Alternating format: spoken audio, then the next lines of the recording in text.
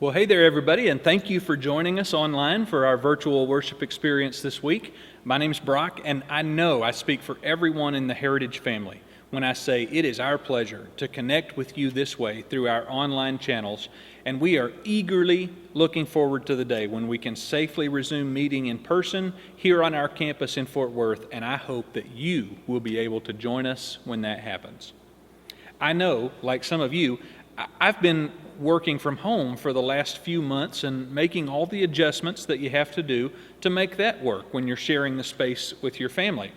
I've got great coworkers, whether I'm working at home or at my office, but working at home has definitely included its own perks. At home, the break room fridge is stocked with my favorite foods, the thermostat is set just like I'm used to, and I get to go barefoot all day. But there are some downsides too. I miss seeing my other coworkers face to face because Zoom is just not the same. I miss having easy access to some of the books and tools and resources that I use on a regular basis. And another thing I've noticed is that the company that handles our IT support, they don't make house calls. And thankfully, I haven't had major problems with my computer during the quarantine, but once in a while when I'm trying to access the server or install a program or delete a folder, I'll run into a warning message.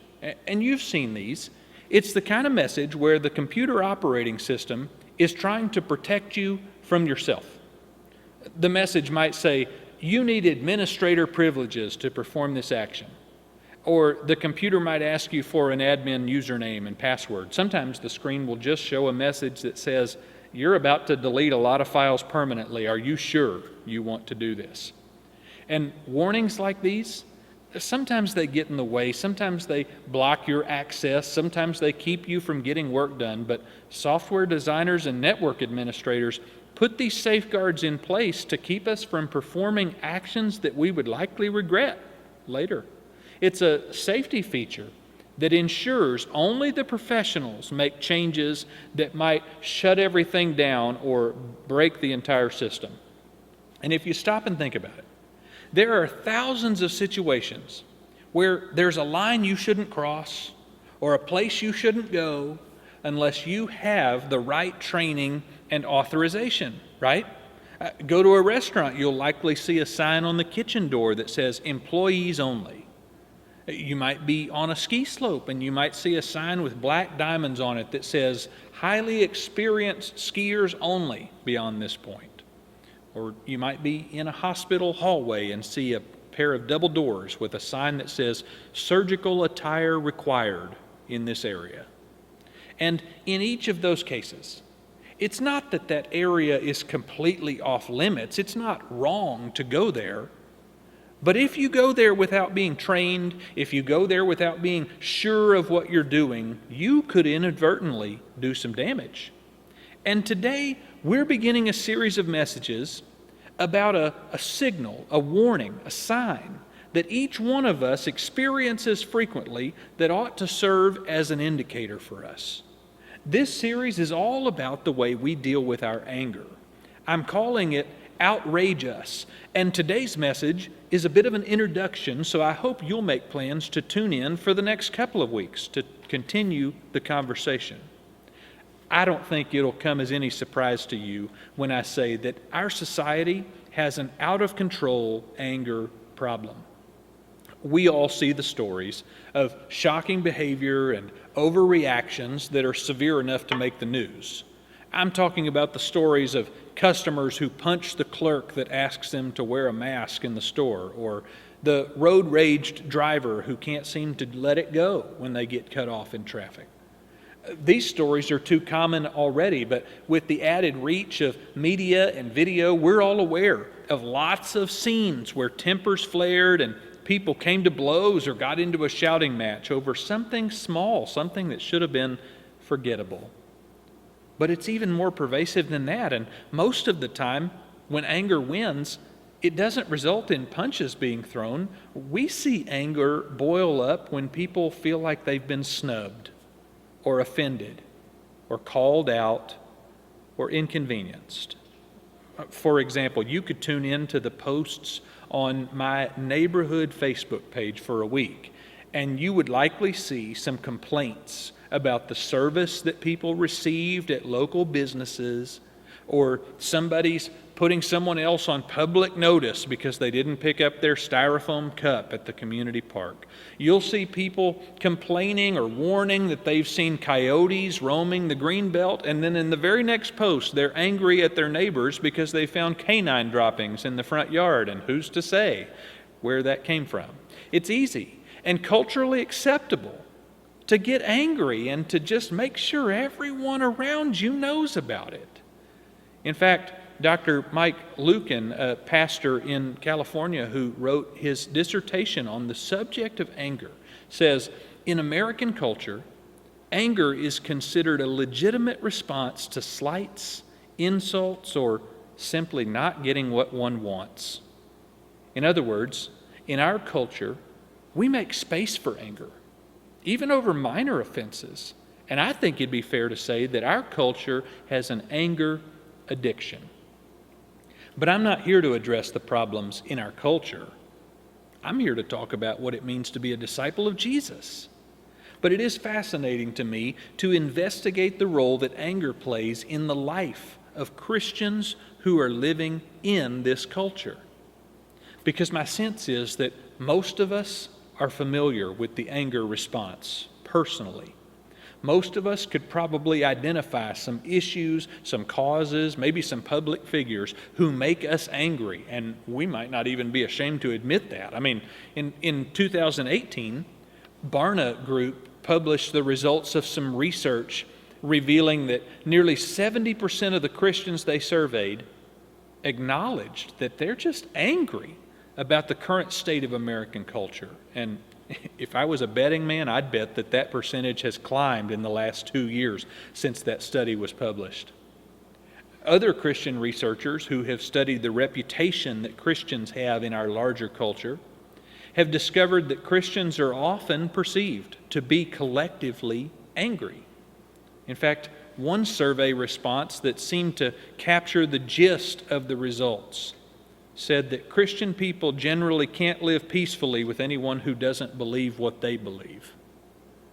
And I think we've got to talk about that for a number of reasons. I think we've got to talk about anger because of what it does to the heart of an angry person. I think we all understand that angry is not where we want to live permanently because we know how it makes us feel inside.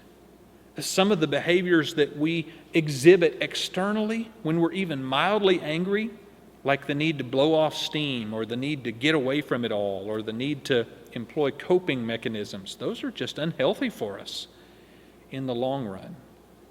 But we've also got to talk about anger because anger can harm our relationships. There are too many families, too many marriages, too many friendships that are experiencing breakdown and dysfunction because of unresolved anger and all of its expressions. Carol Saussé has researched and written extensively about the subject of anger, and she says that relationships are destroyed in anger. And we all know some relationships that haven't been quite destroyed, but they've been permanently hobbled by outbursts and arguments that have left permanent scars.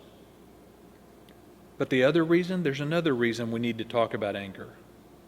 And that is because unprocessed anger threatens the unity and the witness of Christian people, the church.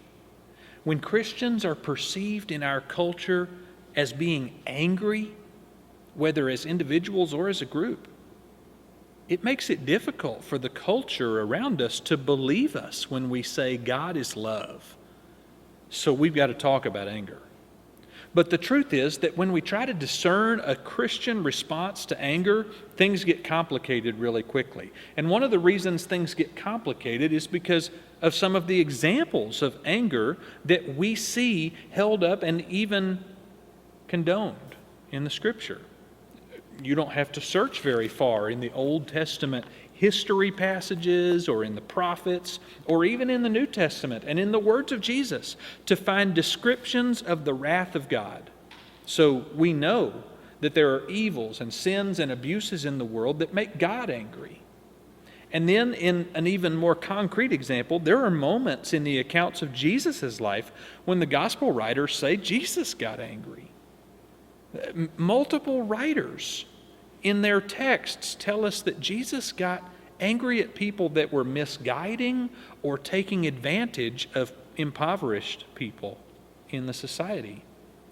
Later on, further into the New Testament, the Apostle Paul, one of Jesus' earliest followers, writes in Ephesians chapter 4 and says, "Be angry, but do not sin."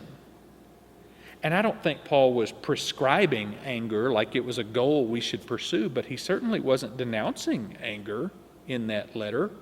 And so we can't make a very good case from Scripture to say that anger is forbidden. In fact, I'm not going to try to convince you of that in this series. I'm not going to try to convince you that anger is wrong, because God gets angry, Jesus gets angry, and you could easily make a list for me of tragedies and abuses and neglects that deserve a righteous anger response, and you'd be right. But here's what I am going to ask you to do. I'm going to ask you to put on your thinking cap and to consider the role that anger plays in your life and in your spirit. Because I think there's a risk, I think there's a danger that we might give anger a free pass because we can sometimes justify it. We can all agree that some anger is righteous, but that doesn't mean that my anger is always right or helpful. We know that God gets angry sometimes, but we also know that God describes himself time and time again as the Lord, the compassionate and gracious God, slow to anger, abounding in love and faithfulness, maintaining love to thousands, and forgiving wickedness, rebellion, and sin. And the very same Apostle Paul, who said, "Be angry but do not sin," also said in his letter to the Colossians that we should make it our goal to rid ourselves of anger. So here's what I want us to do. I want to take you to Matthew chapter 5. Matthew is the first book in the New Testament portion of the Bible. And we're just going to read 2 verses this morning. 2 verses from Jesus' most famous teaching, which we call the Sermon on the Mount. This sermon is recorded in Matthew chapters 5 through 7. So we're looking at 2 verses that are very close to the beginning of this message Jesus shared with this crowd. And Jesus quoted a well-known law that all the people would have recognized. He says in chapter 5, verse 21, you have heard that it was said to those who lived long ago, don't commit murder, and all who commit murder will be in danger of judgment. Now, this is no big surprise, no earth-shattering revelation here. This is a law that spans virtually all times and all cultures, including today. This is a law that places a limitation on what you can do to another person, presumably in anger. But in the next verse, Jesus raises the bar and probably made everyone who was there that day listening feel a little bit uncomfortable, because he says, you've heard that old law about do not murder, but I say to you that everyone who is angry with their brother or sister will be in danger of judgment. If they say to their brother or sister, you idiot, they will be in danger of being condemned by the governing council. And if they say, you fool, they will be in danger of fiery hell. Now, you've got to pay close attention here. You can't just gloss over this, because you'll miss what Jesus is saying. Because if the gospel writers are correct, then Jesus himself got angry from time to time, so he can't be saying here that getting angry is against God's law, but he's obviously saying that anger is a risk, that anger is problematic, right? So you've got to look close. You've got to look close to notice an important detail here, that in all 3 of the sentences in this verse, in all 3 of these examples, Jesus uses this little phrase, in danger. Or some translations say, you'll be liable. So he doesn't say that being angry with a brother or sister leaves you condemned, but he says you'll be in danger of being judged. He doesn't say that calling your brother or sister an idiot means that you're doomed, but he said you'll be held liable for the outcome. He doesn't say that anger can never be righteous. But Jesus seems to be giving a warning here. He seems to be saying, be careful. Watch out. Because when you get angry and when you feel angry and when you act angry, it's in that moment that you are at your greatest risk of doing damage for which you'll later be held accountable, even if the thing you're angry about deserves it. You see, here's the thing. God has given us certain gifts of feelings and emotions that are so useful to us because when we feel them, we know that we need to pay attention and respond, right? Did you know that pain, physical pain, is actually one of the greatest gifts that you've ever received? Because physical pain helps you avoid more serious injuries. Think about it this way. If you accidentally burn your hand on the oven or the stove, you will quickly pull it away because it hurts a lot when that happens. But it's the gift of pain. It's that instantaneous moment of pain that made you pull away before the burn had a chance to become even more serious and more prone to infection. Dr. Paul Brand was a physician who dedicated his adult life to serving patients that had Hansen's disease, which we more commonly call leprosy. And the primary symptom of leprosy is the loss of the ability to feel pain. And so it's not uncommon for patients with leprosy to develop infections and cuts or to suffer burns or debilitating blisters and sores because they just can't feel what ought to hurt a lot. In fact, many patients lose their sight, their vision, because their eyes can't feel the discomfort that leads the rest of us to blink all day long and keep our eyeballs from drying out. So pain is a gift that God gives us to keep us from harming ourselves significantly. But I'm beginning to think of anger in those same terms. Anger is a feeling too. Anger is an emotion that's as natural to being a human as breathing is. But I'm beginning to understand that anger functions like a warning inside. Like the prompt on my computer screen that says, you must have administrative privileges to access this function. You better know what you're doing. Like the sign on the ski slope that says, experienced skiers only beyond this point. Like the sign in the hospital hallway that says, you must be wearing surgical equipment to enter this sterile environment. Anger is like a warning that says, you need to stop and make sure you know exactly what you're doing here. You need to pay close attention. You need to make sure that you're authorized for this, or else you need to step away. What I'm saying is that when you're following Jesus, your anger internally begins to function like a warning light on your car's dashboard or like a blaring alarm in the control room of your heart. Anger that starts to well up in you ought to get your attention, but not so that you can gear up for the fight, not so that you can defend your honor or force your way or inflict revenge. Anger that wells up in you ought to get your attention so that you can ask God for help to manage what you're feeling and what you're experiencing. You see, if you're feeling offended, slighted, insulted, if you're feeling neglected, taken advantage of, if you're feeling afraid or unappreciated, God cares about all of those things. And what's common, what's culturally acceptable, is to react to all of those feelings by lashing out, to give someone a piece of your mind, to get even, to put someone on blast, to write a scathing review, or to blow your top.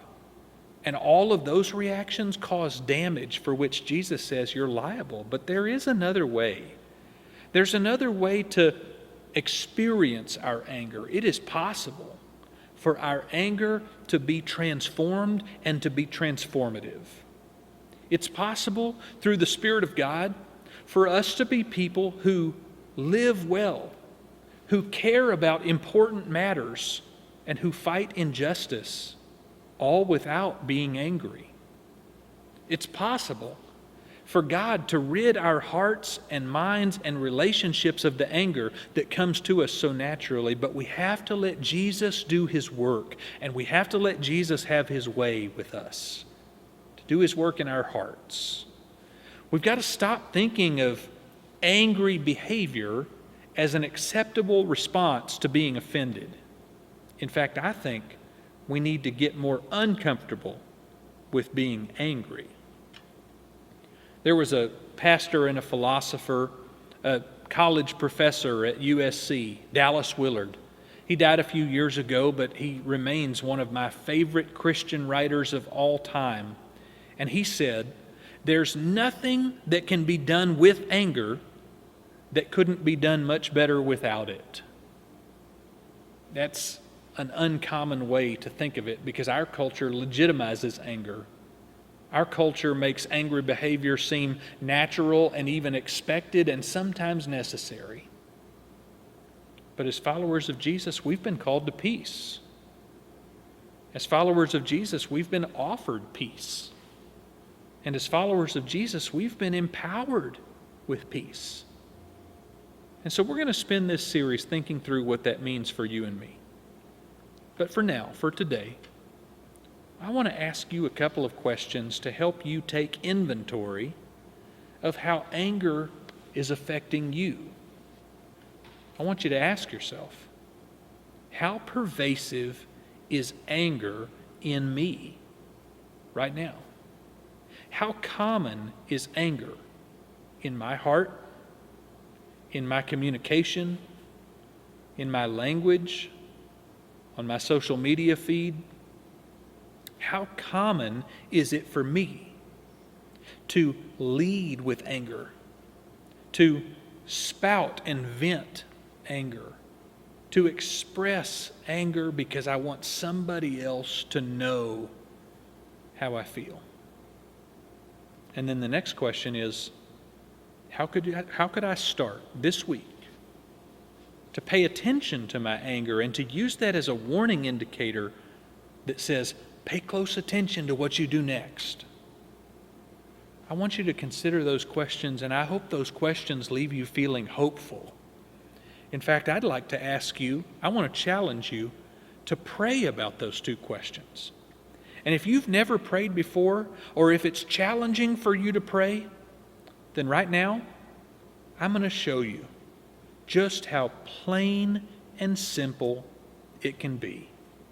Let me pray for you like this. God in heaven, you know that anger comes so naturally to us. And it seems like there are so many reasons around us, so many reasons around me to be angry.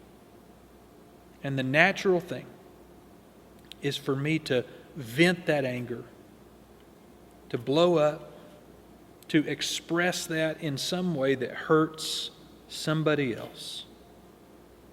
But God, I want to be aware of the ways that my anger is controlling me and hurting other people, and I need you to help me see it. And I need you to help me, Father, when I'm angry, when I'm upset. I need you to help me manage the emotions that I'm feeling, to help me manage the feelings of whatever it is that I'm missing or being deprived of or what's offending me. I need you to help me address that and remember that you love me, you are providing for me, and you are carrying me. So God, help me this week to react to all of the things that make me angry in a different way because of Jesus. And I pray in His name, amen. And I'm going to keep praying that for you this week. And I hope it's a wonderful week for you. And may the Lord bless you and keep you. And I'll see you back here next weekend.